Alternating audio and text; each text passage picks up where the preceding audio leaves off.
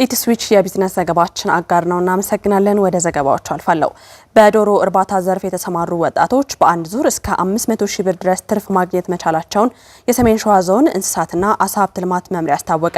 በዶሮ እርባታ ዘርፍ የተሰማሩ ወጣቶች ተጨማሪ የስራ ዕድል ከመፍጠር ባለፈ ለአካባቢው አርሶ አደሮችም የ45 ቀን ዶሮ በማቅረብ ተጠቃሚ እያደረጉ እንደሚገኙ ተገልጿል።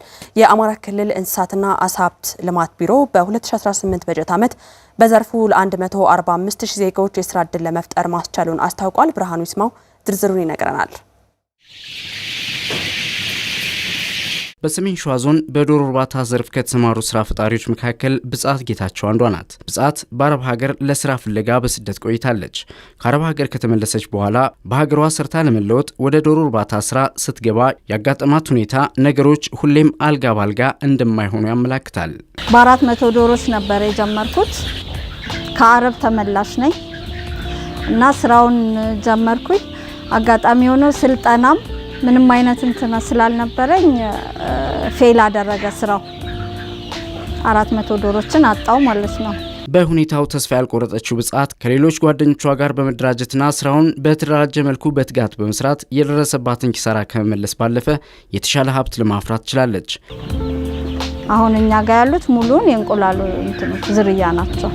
አሁን ያለን ካፒታል እነዚህም እንዳሉ ሆነው እነዚህኛዎቹም እዛ ያሉም ዶሮች አሉንና ቢያንስ በትንሹ 3 ሚሊዮን አካባቢ ይኖረናል። ሌሎች ወጣቶችም በዶሮ እርባታና በሌሎች የእንስሳት ሀብት ልማት ዘርፎች ተሰማርተው ለራሳቸውና ለሌሎች የስራ ዕድል ከመፍጠር ባለፈ ኢኮኖሚያቸውን ለማሳደግ ችለዋል። 6 ቋሚ ሰራተኞችና 2 ጊዜያዊ ሰራተኞች አሉት። አሁን 4 አሉኝ የሚሰሩ ማለት ነው። የእንቁላል ዶሮ የሚሰሩ የምትሰራ አለች። አንድ ጫጩት ታሳዳጊ አለኝ። ለገሰ ዳኝ እባላለሁ። እድል ተፈጥሮልኝ እየሰራሁ እገኛለሁ። የስራ ቆይቴ 6 ዓመት ያክል የስራ ልምድ አለኝ። በሰሜን ሸዋ ዞን በዶሮ እርባታ ዘርፍ የተሰማሩ ወጣቶች ትርፋማ መሆናቸውን የዞኑ እንስሳትና አሳ ሀብት ልማት መምሪያ ኃላፊ አቶ ምትኩ ማሙሽ አስረድተዋል።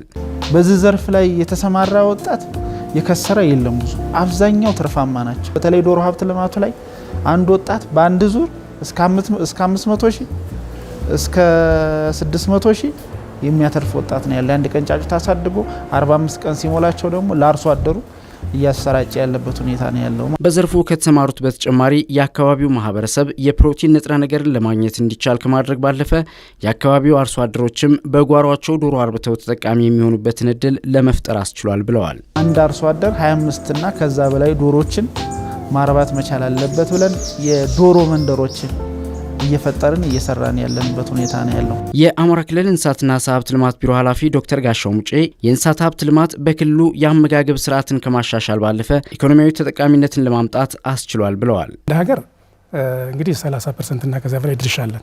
በቁጥር ወስደን ካየ ነው። በምርት ደረጃ እንደዛው በቁጥርም በምርትም ደረጃ ለሀገር የሚያበረክተው አስተዋጽኦ በዚህ ልክ ነው። ስለዚህ ይህንን በተጨባጭ ወስደን ለማሳየት እና የተለያዩ ጥናቶችም እንደሚያመለክቱት በተለይ እንስሳት ሀብት ልማት አሁን ከመቁጠር ወጠን ለኢኮኖሚ ተጨባጭ ውጤት እያመጣ ነው። ስለዚህ በተለይም ደግሞ ከግብርና ሴክተሩ ወይም ዘርፍ ውስጥ 47% ይሸፍናል እንስሳት ሀብት ልማት። የተለያዩ ጥናቶች እንደሚያመለክቱት ከጂዲፒው ወይም ከጠቅላላ የሀገር ውስጥ ምርት ወደ 22% ድርሻ አለው። ይህንን ቅድም በወጣቶች ስራ ዕድል ፈጠራውን ለመጥቀስ እንደሞከርኩት 32% እና ከዛ በላይ ድርሻ እያበረከተ ነው የዘርፍ። በስርዓተ ምግብ ረገድም 70% እና ከዛ በላይ ድርሻ አለው። ስለዚህ የውጭ ምንዛሬ ከማመንጨት አንጻር ወደ 19% ድርሻ አለው የዘርፍ። አሁን ከቁጥር እና በቃል ከምንለው ወጠን በተጨባጭ የኢኮኖሚ ምንጭ ለወጣቶች የስራ ዕድል ፈጠራ እና አጠቃላይ በኢኮኖሚ የሚኖረው ሚና እና በቤተሰብ ደረጃ ሀብት ከመፍጠር አንጻር ጉልህ ሚና ያለው ነው። በተያዘው ዓመት ለ145 ሺህ ዜጎች የስራ ዕድል ለመፍጠር እንደተቻለም አስታውቀዋል። በአጠቃላይ የስራ ዕድል ከሚፈጠርላቸው ውስጥ ወደ 32% ድርሻ አለው ይህ ዘርፍ። ይህንን ወስደን ካየን ትልቅ አቅም ነው ብለን ነው የምናስበው። እንግዲህ በዚህ ዓመትም ወደ 126 ሺህ የሚሆኑ ወጣቶችን በተለያዩ ዘርፎች የስራ ዕድል እንፈጥራለን ብለን አስበን እስካሁን ከ145 ሺህ በላይ የስራ ዕድል ተፈጥሮላቸዋል ወጣቶች። ይሄ በደንብ ተጠናክሮ የሚቀጥል ነው። የእንስሳትና አሳ ሀብት ልማት ዘርፍ ከድህነት መውጫ መንገድ ተደርጎ በትኩረት እየተሰራበት እንደሚገኝ ምን ያስታወቁት